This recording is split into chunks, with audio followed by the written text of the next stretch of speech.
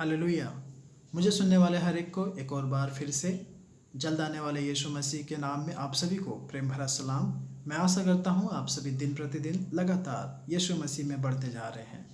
आइए मेरे प्रियो, हम अपनी आंखों को बंद करें और वचन में जाने से पहले हम प्रार्थना करें। प्यारे सर्वशक्तिमान परमेश्वर, धन्यवाद प्रभु जी सुंदर समय के लिए। यीशु राजा, तूने हमें यह सुनहरा पल दिया तेरे वचनों को मनन करने के लिए। परमेश्वर धन्यवाद प्रभु जी। प्यारे राजा, अभी जब हम तेरे वचन से मनन करते हैं, हमसे तू बातचीत कर परमेश्वर और यीशु मसीह राजा, ताकि हम सभी जन तेरे वचनों में और भी अधिक बढ़ते जाने पाए। प्यारे राजा, वचन के जरिए तू हम सभी के जीवन में अद्भुत कार्य करने जा रहा है। धन्यवाद परमेश्वर। यह प्रार्थना यीशु के नाम से मांगता हूँ, आमेन आमेन। मेरे प्रियो, आज जो मैं बात करने जा रहा हूँ जिस विषय पे, वह बहुत ही अहम विषय है, बहुत ही खास विषय है। वह विषय इस प्रकार से है कि अंतिम दिनों में अधर्म, या फिर हमें कैसे पता चलेगा कि अब अंतिम समय आ चुका है या फिर अंतिम घड़ी पहुंच चुकी है, आ चुका है। तो बाइबल में अंतिम दिनों के विषय में बहुत सारे वचन हैं, आयत है, और परमेश्वर के कलाम में, उसके वचन में उन सभी बातों की व्याख्या दी गई है, विवरण दिया गया है। यदि आप बाइबल के पढ़ने वाले हैं तो आप बहुत ही अच्छी रीति से इसका ज्ञान रखते होंगे। तो मेरे प्रियो, यदि आप दूसरा तीमुथियुस अध्याय 3 आयत 1 से लेकर 6 तक पढ़ेंगे तो आप देखेंगे कि वहाँ पर पौलुस बता रहे हैं कि अंत के दिनों में किस प्रकार क्या क्या बातें, मनुष्य का स्वभाव वे कैसे होंगे, उनका रवैया कैसा होगा, उनका व्यवहार कैसा होगा, इन सारी बातों के विषय में चर्चा दी गई है। और इसी के संग साथ वे कहते हैं कि इन लोगों को जब आप देखो तो आप खुद तैयार हो जाएं प्रभु यीशु मसीह के आगमन के लिए, या फिर परमेश्वर के साथ उठा लिए जाने के लिए। तो पौलुस ने अंतिम दिनों के संदर्भ में अपने तात्कालिकता को व्यक्त किया है, और यीशु मसीह के पुनरुत्थान के बाद से अंतिम दिनों की शुरुआत हुई। दूसरे लफ्ज़ों में, जब यीशु मसीह उठा लिए गए उसी के बाद से अंतिम दिन शुरू हो चुका है। और हम देखते हैं पवित्र आत्मा पेंतिकोस के दिन विश्वासी लोग जो इकट्ठा होकर 120 ऊपरौनी कोठरी में बैठे हुए थे और वे इंतज़ार कर रहे थे प्रभु यीशु मसीह के वायदे के अनुसार, पवित्र आत्मा उन सभी के ऊपर उतरा। और इतना भी नहीं, आखिरी दिन मेरे प्रियो, ये यीशु मसीह के दूसरे आगमन तक रहेगा। यानी कि जब तक यीशु मसीह वापस नहीं आ जाते तब तक यह आखिरी दिन रहेगा। और हम देखेंगे कि मनुष्य का स्वभाव, बर्ताव, इन सारी बातों को, तो कहने का मतलब कि हम अभी आखिरी दिनों में, इन दिनों में हम आखिरी पल में, अंतिम दिनों में जी रहे हैं। तो ऐसे में हमें क्या करना है? तो परमेश्वर ने हमें जो समय दिया है, हमें जो मौका दिया है या पल दिया है, हम उन समयों का ज़्यादा से ज़्यादा प्रभु यीशु के नाम के लिए, उसके राज्य के लिए, अपने आप को तैयार करने के लिए हम इस्तेमाल करें।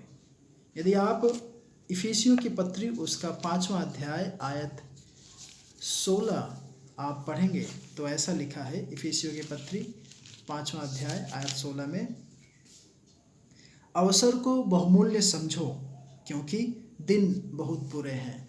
तो मेरे प्रियो, जब आपके पास समय है, आप उस समय का किस प्रकार से इस्तेमाल करते हैं, परमेश्वर उन सारी बातों का हिसाब रखेंगे।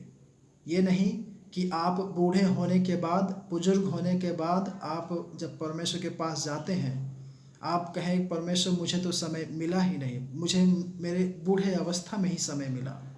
मेरे प्रियो, उस समय कुछ बहाना नहीं चलेगा। जब आपके हाथ में समय है, आपने उन समयों का, उस पल का किस प्रकार से इस्तेमाल किया। जब आपके हाथों में, पैरों में ताकत थी, सामर्थ्य थी, आपने किस प्रकार इस्तेमाल किया, परमेश्वर उन सारी बातों को आपसे पूछेंगे। तो होने पाए मेरे प्रियो, हम सभी यीशु मसीह के दूसरे आगमन के लिए तैयार रहें। और जब हम इन दिनों में लक्षण देख रहे हैं, हम अपने आप को और भी बनाएं, संवारें।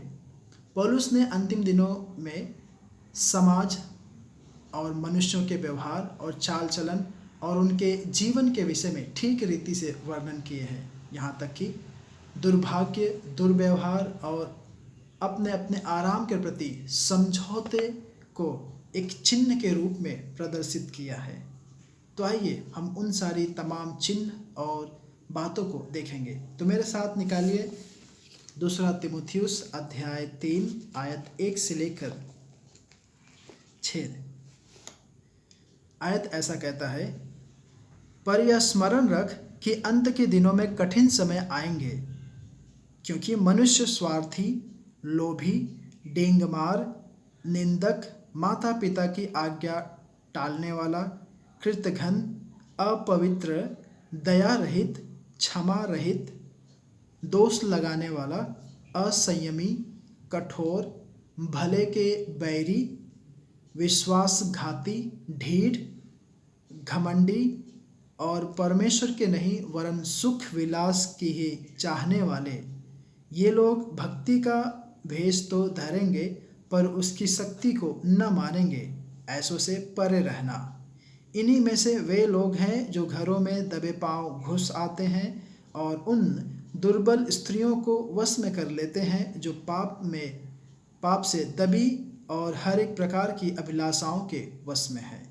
तो मेरे प्रिय, हम यहाँ पर देखते हैं कि पौलुस बहुत ही स्पष्ट रूप से कहते हैं कि अंत के दिनों को स्मरण रखो, या फिर वे दिन, अंतिम दिन जब आ रहे हैं, आप याद रखें, आप समझ जाएं, अपने आप को चौकन्ना हो जाएं कि समय बहुत कठिन है और मनुष्य जो है वे स्वार्थी होंगे, लोभी होंगे। स्वार्थी कहने का मतलब एक वह व्यक्ति जो सिर्फ अपना ही भला चाहता हो, अपना ही स्वार्थ चाहता हो, उसे किसी दूसरे से कुछ परवाह नहीं। आगे हम देखते हैं लोभी। आज हम देखते हैं बहुत सारे लोग पैसों के कारण क्या क्या नहीं कुछ करते हैं। कई ऐसे हैं जिनका ऐसा मानना है चमड़ी गल जाए पर दमड़ी ना जाए, यानी कि वे अपने आप को ख़त्म कर देंगे, मगर उन्होंने जो पैसे जमा करके रखे हैं उसे वे खा पी के तंदुरुस्ती नहीं बनाएंगे।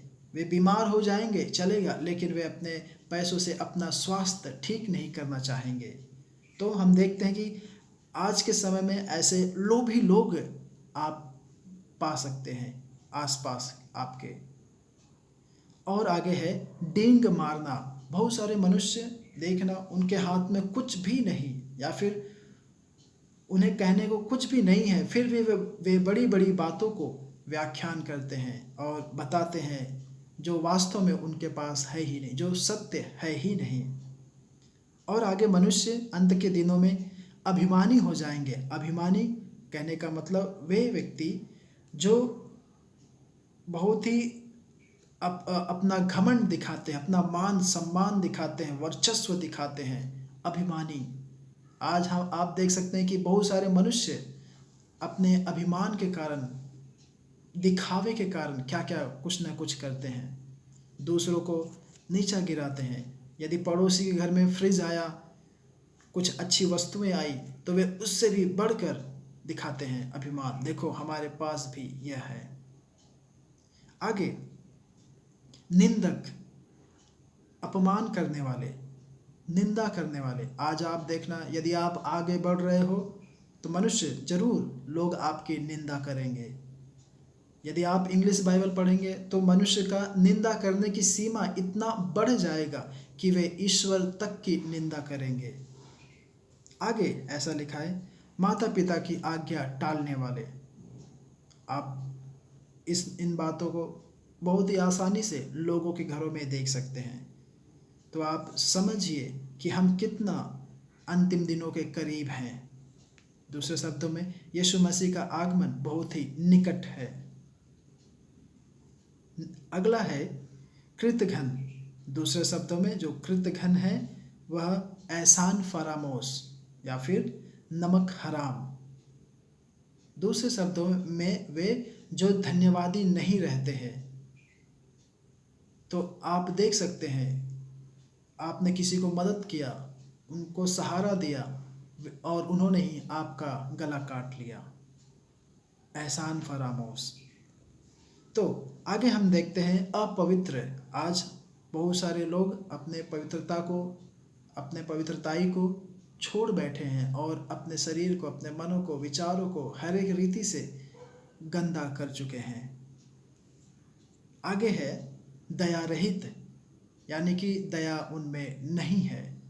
आप देखेंगे कि मनुष्य के सामने कोई व्यक्ति उसे बीमार पड़ा है, परेशानी में है, दिक्कत में है, तो लोग उसे उसके ऊपर रहम किए बगैर उसे अनदेखा करके चला जाते हैं।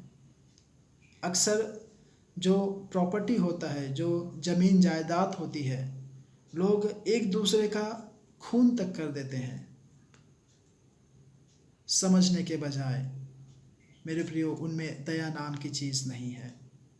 आगे क्षमा रहित, यानी कि आज मनुष्य एक दूसरे को क्षमा भी नहीं कर पाएगा अंत के दिनों में। तो मेरे प्रियो, आप जांच सकते हैं, पता लगा सकते हैं कि क्या कोई व्यक्ति किसी व्यक्ति को क्षमा करता है। बहुत ही मुश्किल से क्षमा करेंगे। इसके विपरीत बहुत सारे लोग प्रतिशोध करने, बदला लेने, जलन रखने में आगे हैं। आप तैयार हो जाएं, अवसर को बहुमूल्य समझें। आगे है दोष लगाने वाले। यह हम बहुत ही आसानी से समाज में, हमारे समुदाय में पा सकते हैं कि एक न एक व्यक्ति किसी न किसी व्यक्ति के ऊपर दोष लगाते रहता है। एक पार्टी दूसरे पार्टी के ऊपर दोष लगाते रहती है। आगे है असंयमी, यानी कि संयम जो नहीं रखते, जिनका संयम बहुत ही कमज़ोर है।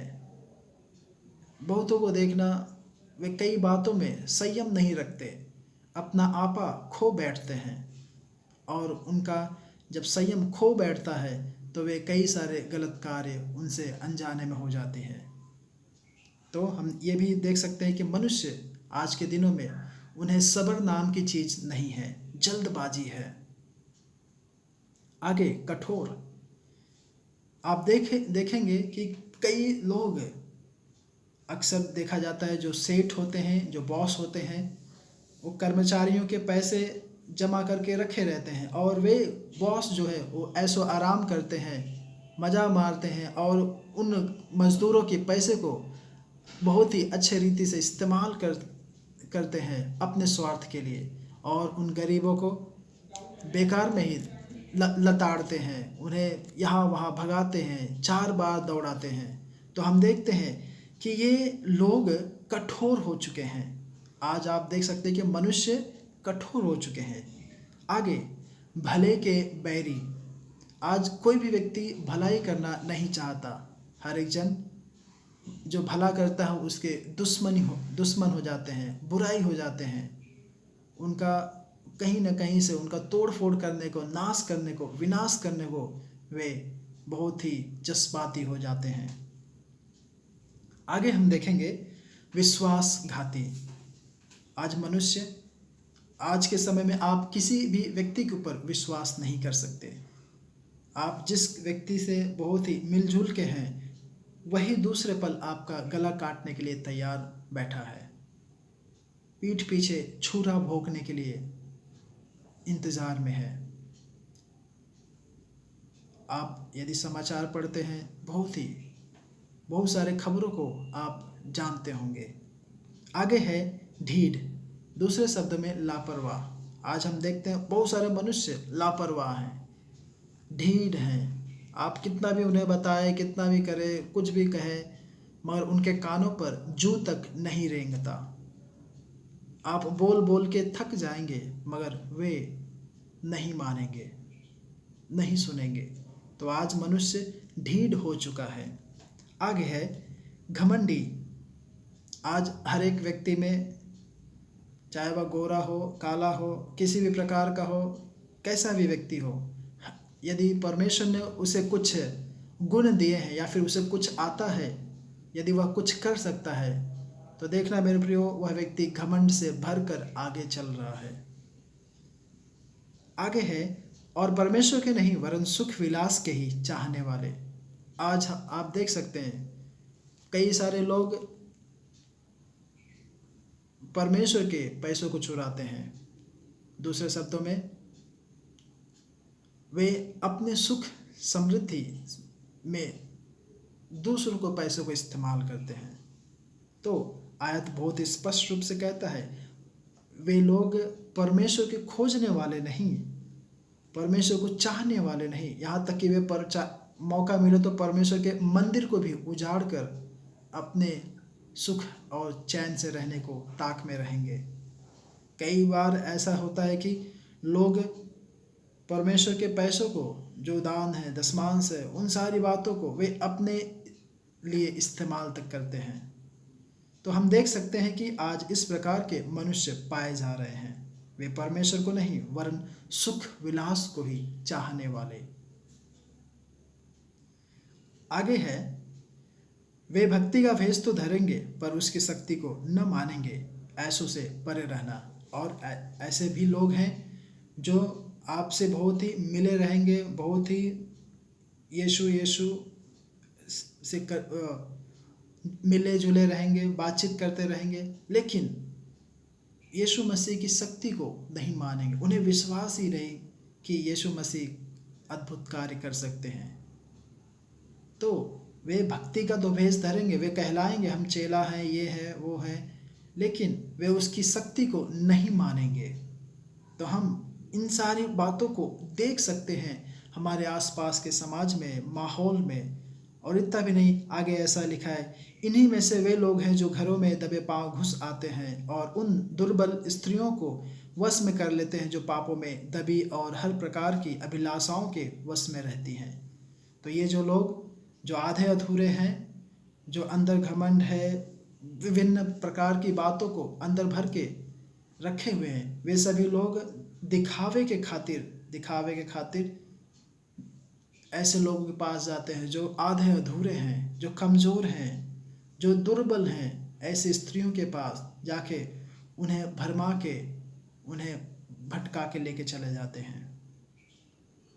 तो वचन क्या कहता है इन्हीं सभी लोगों के प्रति?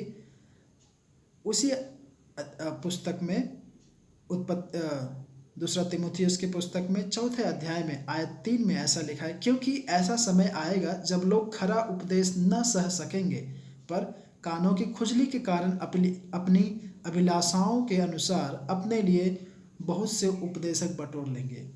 और मेरे प्रिय, आगे के आने वाले दिनों में बहुत सारे ऐसे लोग होंगे जो पवित्र वचन, जो सत्य है, जो बाइबल जो सत्य है, जो हमेशा सही बोलता है आपके विषय में, वे ऐसे ऐसे उपदेशक को, ऐसे ऐसे प्रचारक को समेट लेंगे, बटोर लेंगे, जो उनको अच्छा लगे, जो उनकी ऑडियंस को, जो उनके सामने लोग बैठे हुए हैं, कलीसिया के लोग बैठे हुए हैं, उन्हें खुश करने के प्रति ऐसे प्रचारकों को बटोरेंगे। जो व्यक्ति सही बोलता है, जो कड़ा बोलता है, ऐसे लोगों को वे नहीं चाहेंगे। तो कहने का मतलब, जो व्यक्ति उनकी गलतियों के ऊपर पालिश लगाए, मक्खन लगाए, ऐसे लोगों को वे बटोरेंगे अंत के दिनों में। आगे ऐसा लिखा है, और अपने कान सत्य से फेर कर कथा कहानियों पर लगाएंगे। आज आप देख सकते हैं बहुत सारे लोग विभिन्न प्रकार की कथा कहानी के रूप में कुछ न कुछ जोड़ तोड़ मोड़ के परमेश्वर के राज्य को फैलाते हैं, जो कि बहुत ही गलत है। और जो सच नहीं है, जो सत्य नहीं है, ऐसी ऐसी बातों को वे फैलाते हैं।